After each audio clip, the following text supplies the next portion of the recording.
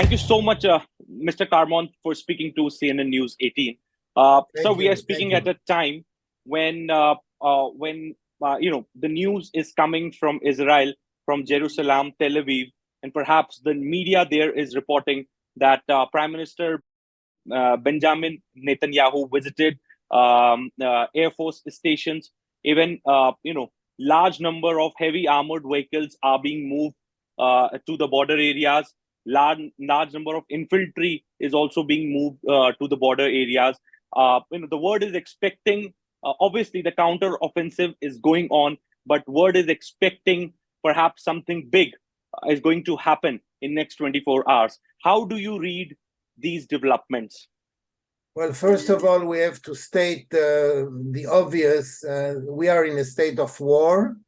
Okay. Since yesterday, when Hamas terrorist organization attacked our country.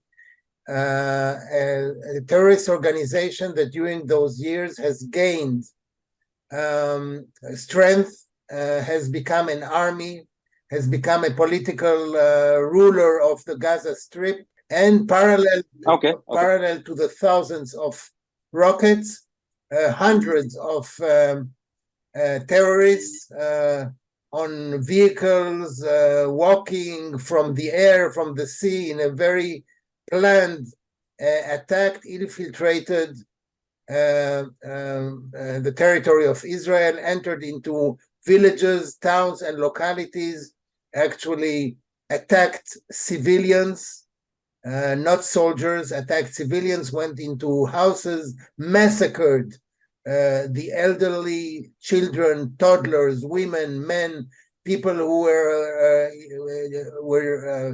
in a festival a couple of kilometers away, thousands of people in the middle of a festival. I have to say it was during a Sabbath, which is our weekly holiday, but there was also a religious holiday yesterday, combining both dates into one day. They took advantage, attacked, burned houses, massacred people, and the result is terrible. The savage and cruel way in which they did it is something that shows the real nature of those terrorists. And when I talk to someone from India, and you know exactly what terrorism is, yes. I would say that in some way, we had yesterday our 26/11. Yesterday, 26/11, the Israeli surprise, shock, rage, anger, but at war, like in a war, we are going to respond, and we are going to win this war. No doubts about it. Okay. Sir, looking here, watching from a distance, sitting here in India, we can say it is 10x of 26/11. What is happening in Israel is 10x of 26/11. More power to you, your government. That what options, what options are available with Israel right now? The counteroffensive is already launched. Operation Iron Swords is going on. There have been airstrikes in Gaza Strip. Perhaps, and we have been told in next 24 hours, 28 to 48 hours, we can expect something big. So what options Israel has now when it comes to counter, or perhaps to defend its own people, its own territory? What options are there? Well, I'm not a spokesperson for the Israeli government, and and I don't think a spokesperson for the Israeli government would share with the media what the plans are. But I have to say one very important thing. We have been used, unfortunately, to short rounds of hostilities with Hamas in the past 15 to 20 years. Usually they would end within 2-3 days with mediation from the Egyptians or maybe other parties, and then some arrangements would be made, and then we would have quiet until the next time. This time is different. This time is different because of the magnitude of the attack, because of the cruelty the beastly way in which they massacred, the October massacre, I would call it. The situation is different, and the response by Israel will be different. I don't know if it will take 24 hours, it might take more, but the response this time would be fierce and forceful, and it will show Hamas, the rulers of the Gaza Strip, I can say, that with Israel you don't play games, and you don't you should not play with Israel. Israel will have its response. First of all, regaining control in those areas where we still don't have control. I have to say that when this operation started, there were more than 20 localities which the terrorists got control of for hours. Now there are 2 or 3 places left. First to regain control, then to make the terrorists pay a heavy price to what they did, and then we'll look strategically at the long term. We'll look also at other potential fronts. You know that in the same way that we have Hamas in Gaza, we have our enemies, again, terrorist organization in Lebanon, both of them, by the way, financed and trained and encouraged by a state member of the United Nations called Iran.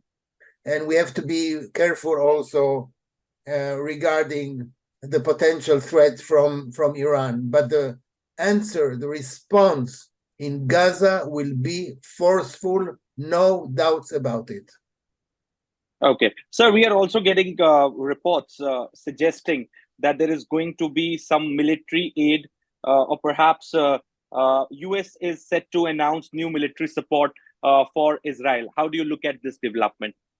Well, I have to say that the reaction, the international reaction, is very positive due to this terrible attack that we had to suffer from. And our best friend and ally, the United States, the president has gone public on TV yesterday in an unprecedented way, showed the solidarity of the people and the government of the United States, including sending the necessary aid that Israel needs in order to defend itself and its people. But I have to add that the signs and messages of solidarity and friendship came from all over the world, and I want to stress specifically, with many thanks and much appreciation, Prime Minister Modi's tweet yesterday, I was coming to that. A very positive message and very unequivocal message of solidarity and friendship in those tough times. And I have to say, on a personal level, that the hundreds or maybe thousands of messages that I got personally from friends in around the world, but especially from India, and the millions of tweets, friendly tweets encouraging Israel, saying that India is with Israel, it really is the right thing to do, and it was very, very much appreciated. And I want to take the opportunity to thank each and every one of the people of India who are with us in those tough days. Okay, sir. One question that I have for you is that after Prime Minister Modi coming to power since 2014, even you were also here in India as an ambassador. What policy shift you see in his government, perhaps in terms of approach or attitude towards the state of Israel? What changes you have seen, you have witnessed personally on a personal level or at a policy level since Prime Minister Modi came to power? Well, I think there was a trend, a process that started many years ago, maybe 1992, when diplomatic relations were initiated between our countries. But the Indian government at the time, for its own reasons, was very cautious with its policy towards Israel. The big thing that Prime Minister Modi brought and his administration to the table of the relations with Israel is decoupling the Palestinian issue from the relations with Israel. If until 2014, India would say, I want to be very careful with my relations with Israel because I don't want to anger the Muslim world, Prime Minister Modi has shown us and has put us in a new kind of policy saying, I do have good relation with Israel, our technological partner, our strategic partner. I can be a strategic partner for Israel, and I can be committed to my good relations with the Arab world, and one does not interfere with the other. And this was the great contribution which we wholeheartedly support and enjoy that Prime Minister Modi brought to the foreign policy of India vis-a-vis Israel. And that was a great change. Okay. Sir, one more question. Even we in India and otherwise as well, used to read a lot of articles and perhaps foreign policy related papers that Israel and Saudi Arabia are coming closer. The talks have been initiated. Minister from Israel was in Riyadh the other day. Minister from Saudi Arabia was in Israel. So do you really think I didn't know that. I didn't know that someone from Saudi Arabia came to Israel. Okay, so do you really think that that because of these reports coming in, because even Israel and Saudi Arabia are also partner in the economic connectivity corridor that was announced during the G20. So lot of things were happening. Do you really think that it could be a part of a larger conspiracy to derail two countries partnering in the economic corridor or perhaps coming closer? Do you really read this development in that way? Well, we certainly hope this will happen. I think it's the interest of all concerned, not only the members of the corridor, which is really a revolutionary, but there are, it's not an easy task. It also has to do with the relations of Saudi Arabia with the United States, and each side will have its own demands. I know that talks are going on. There was an important visit by US officials last week.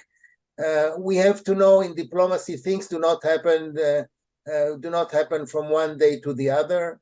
There are barriers to cross, but I think that the two sides, the three sides, and maybe more than three sides are very interested to partner for good reasons and maybe for external reasons that have to do with other parties. I think we are on the right track, but don't expect things to happen tomorrow or the day after. Okay, so very last question. So we in India look up to Israel for the security setup that Israel has. We in India look up to Israel for the way Israel has been guarding its borders, defending its territory, whether you talk about sophisticated technology, cameras, sensors, the entire border mechanism that Israel has put in place.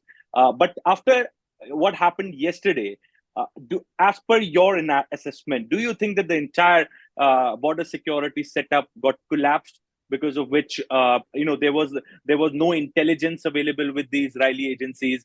About 5,000 missiles being collected, or some movement of militants near the borders, or they are planning something of this scale? Well, it's a very good question, and I think this question will be asked within Israel after the hostilities are over and after we do the job. Our army and our security establishment does the job of responding strategically and tactically to Hamas. And big and important questions will be asked regarding that. There is no doubt, and this I can say both as an ex-ambassador, but as a citizen of the state of Israel who cares a lot about our country and the well-being of our citizens, that there was a failure. There is no doubt that there was a failure, and it will be investigated, a failure of intelligence.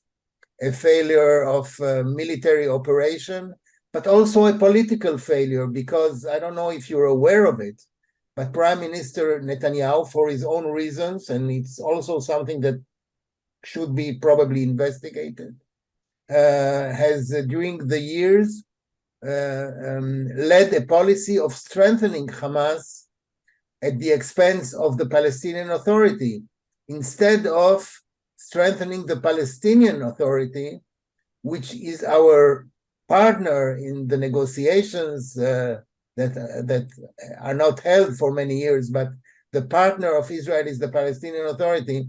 And I think that now we have seen that Hamas should not have been strengthened. So in one way, there is a political leadership failure to be checked, operational intelligence, but this does not mean that the technology that we are so proud of, the technology does not fail. The technology is there, and I think it has proven itself. It's a matter of concept. Maybe there were other failures. Maybe the fact that it was a holiday played a role also. All of this will be investigated. I'm sure it will be. There is no way this will not be investigated. But I don't think it should affect what Israel has to offer to its partners in the field of security, defense, border management, but also in other areas that we know so well of agriculture and water, etc. We will continue to be a very important and good partner to India, and I'm sure that India likewise will be for us. Okay. Thank you so much, Ambassador. One more thing I do want to mention, two things. I do want to mention. Hamas, for its own reasons, has done what it has done, and there are speculations what were the reasons. This will be also investigated by always, but I just want to stress, there is no Hamas without Iran. This does not mean that Iran was actively involved in the attack yesterday. Maybe it was, maybe it wasn't, I don't know. But Iran is financing, training, is the political backing of a terrorist organization like Hamas, and we have to remember it when we look at the member of the United Nations, the member of the international community called Iran, that it is a terrorist encouraging a state, member of the international community, encouraging international terrorism, which is something really terrible when you think of it. The second thing I'd like to say is just to stress something that I said before.